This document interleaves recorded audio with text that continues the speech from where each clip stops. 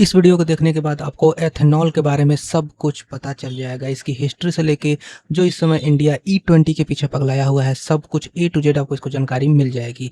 ये वीडियो थोड़ा लंबा हो सकता है, तो इसलिए आप थोड़ा टाइम इस वीडियो को दें। तो शुरुआत करते हैं, हम थोड़ी इसकी हिस्ट्री को समझते हैं क्या है एथेनॉल। देखिए, एथेनॉल एक तरह का अल्कोहल है, इसको आप फ्यूल भी कह सकते हैं।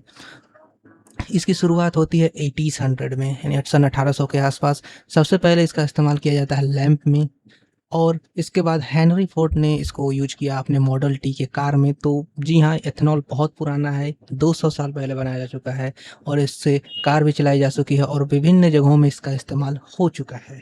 तो ये कोई नई चीज़ नहीं है।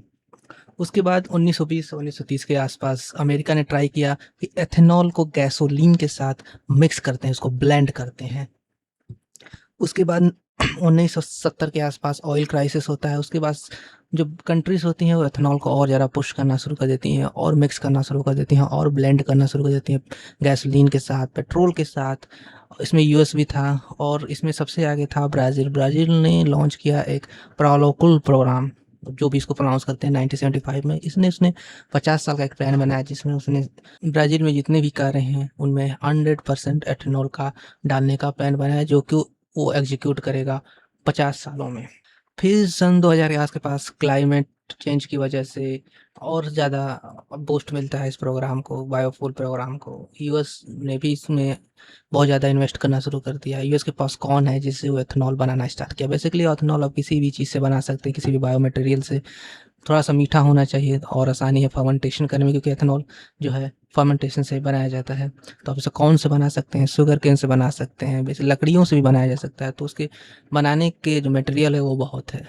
फिर धीरे-धीरे यूए ने भी बनाना स्टार्ट कर दिया, लेकिन यूए काफ़ी कम बनाया। सबसे आगे था यूएस और ब्राज़ील, ब्राज़ील नंबर 1। तो आप देख सकते हैं इसमें 5 कंट्रीज़ हैं जिन्होंने ये जो एथेनॉल है इसको ब्लेंड किया। Thailand, EU, India, USA, Brazil. सबका अपना अलग है, कोई 20%, कोई 5%, कोई 10%। इंडिया 20% पे है। अब थोड़ा बात करते हैं इंडिया के एथेनॉल ब्लेंडिंग प्रोग्राम की। तो इंडिया ने 2003 के आसपास सोचा कि E5 इंट्रोड्यूस करते हैं, यानी 100% पेट्रोल में 5% हम इसमें एथेनॉल मिलाते हैं।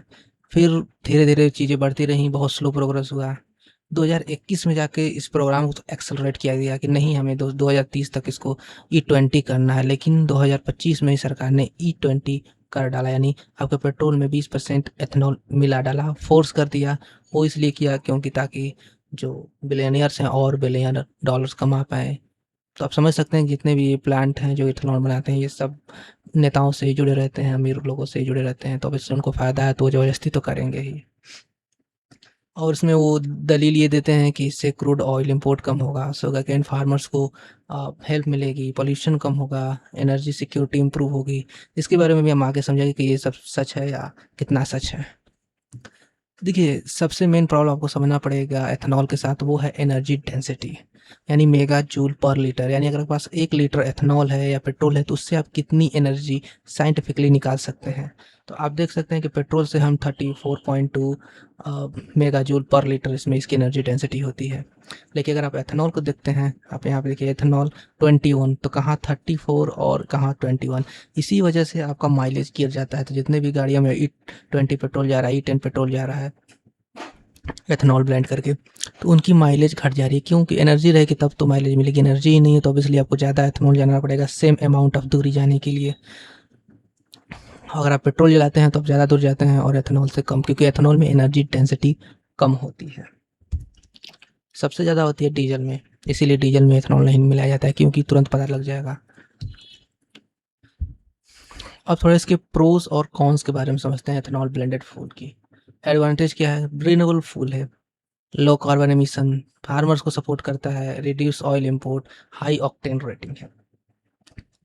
रिन्यूएबल फूल है जी हाँ, लेकिन ये इसको बनाने में जितने ज़्यादा कार्बन डाइऑक्साइड का एमिशन होता है वो बहुत ज़्यादा है। तो किसी भी एंगल से रिन्यूएबल फूल नहीं हो, क्योंकि रिन्यूएबल के पहले जितनी इसमें चीज़ होती हैं सब वो एंटी रिन्यूएबल हैं।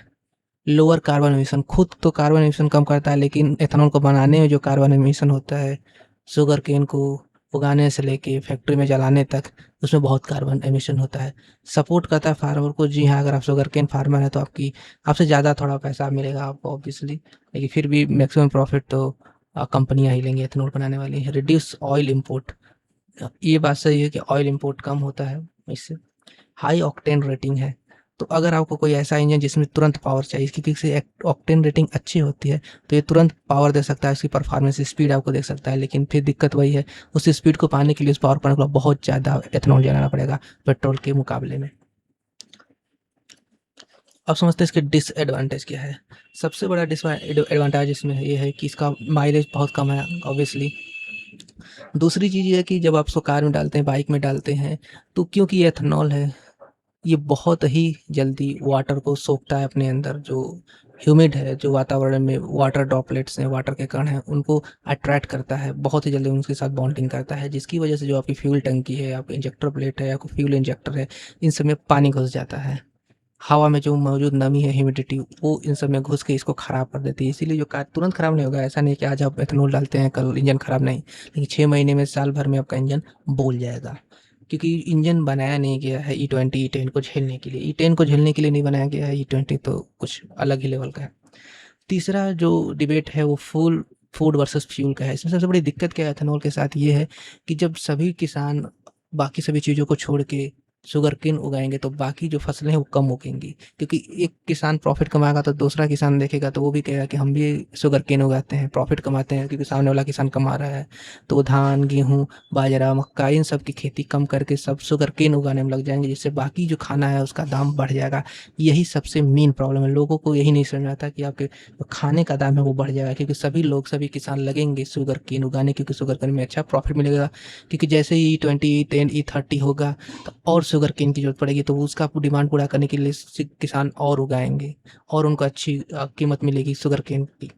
तो बाकी की किसान भी देखे-देखा वो भी उगाएँगे। इससे क्या है कि बाकी फसलें कम उगेंगी और इससे खाना महँगा हो जाएगा, क्योंकि सप्लाई कम हो जाएगी बाकी चीज़ों की, चावल की, गेहूँ की, एक्सेट्रा की। इसके साथ एक प्रॉब्लम आती है इंजन कैपेबिलिटी। जो इस समय के इंजन है 2021, 20, 19 तक के भी आपने लिया है इंजन, नए इंजन भी नहीं सपोर्ट कर पा रहे, वो E10 ही सपोर्ट कर पा रहे हैं, उससे ज़्यादा नहीं। तो आप कोई भी गाड़ी लीजिए, चाहे आपने 4 साल पुरानी हो, चाहे 2 साल पुरानी हो, E20 पेट्रोल डालेंगे तो गई वो। लास्ट एक पॉइंट है लैंड एंड वाटर इंटेंसिव।